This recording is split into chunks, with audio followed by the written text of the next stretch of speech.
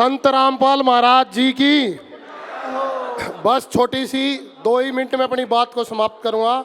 जो महाराज जी का परिवार है वो तो सारा परिचित है, क्योंकि जब करोथे में जो का हुआ था उसके बाद आश्रम का सौभाग्य मुंडका गांव को मिला। दिल्ली का जो परिवार है वो सारा जानता है। तो हमारा वहाँ पे ऐसी क्षेत्र था, उसमें चोर उचक के पता नहीं कितनी स्थिति भयानक थी। जैसे ही वहाँ पर पैर पड़े और वहाँ पर रूपरेखा ही बदल गई। जिस क्षेत्र में माताएं बहनें आना जाना नहीं चाहती थी, वहाँ पर ऐसा हो गया, बोला भाई वहाँ पे आश्रम का नाम लेते हैं, रिक्शा वाला किराया नहीं लेता।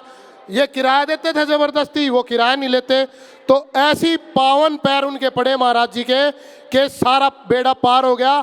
और हमारा भी सौभाग्य रहा, मुंडका दिल्ली में जब आश्रम बना था तो काफ़ी प्रचार उस टाइम पे गलत था, लेकिन हमने कहा भाई एक बार जरूर हम इस चीज़ को देखेंगे। और जैसे ही देखा वहाँ की रूपरेखा ही बदल गई। और आज जो आश्रम है वो बहुत बड़े रूप में है।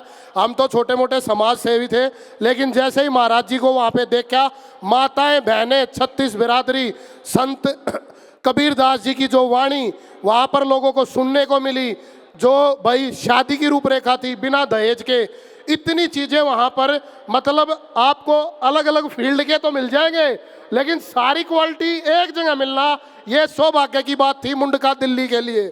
और मैं आप लोगों को विश्वास दिलाता हूँ कि दिल्ली में इतना ही बहु है, आयोजन करेंगे और उसमें पूरे देश के लोगों से निमंत्रण देंगे, हाथ जोड़ेंगे और वहाँ पर एक बड़ा आयोजन हम भी करना चाहेंगे, क्योंकि आज इस आयोजन में हम आए थे।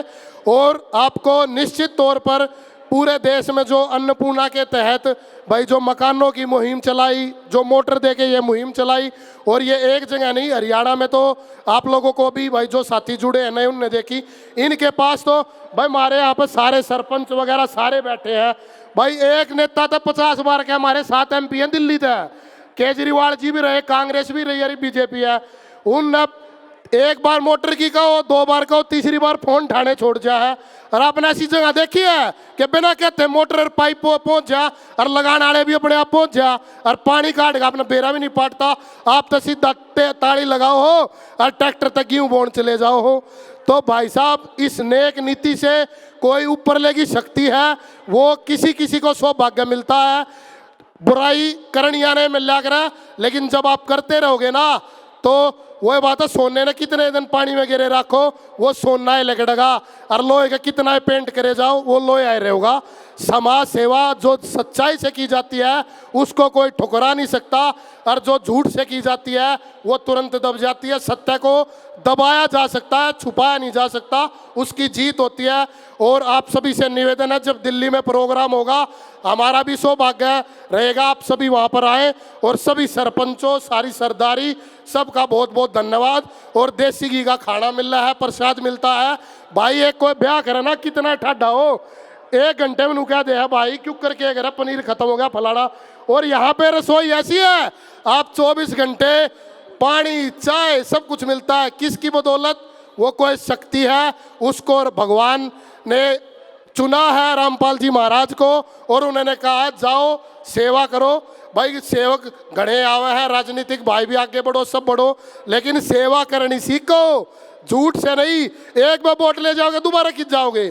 कई मनताई देखिए हरियाणा में वो घेर ले है, ऐसा यहाँ पर कुछ नहीं है।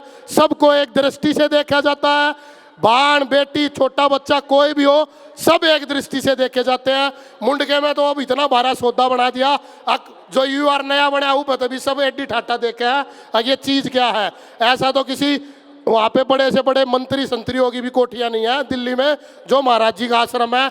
जय बोलो संत रामपाल महाराज जी की। और निश्चित तौर पर सरकार और जो उन पर आरोप लगाए गए हैं उसमें इतनी शक्ति नहीं है कि इनको रोक पाए। वो सारी चीजें अपने आप ढह जाएंगी और महाराज जी आपके बीच में होंगे। बोलो संत रामपाल महाराज जी की, किसान योद्धा की जय हो जी।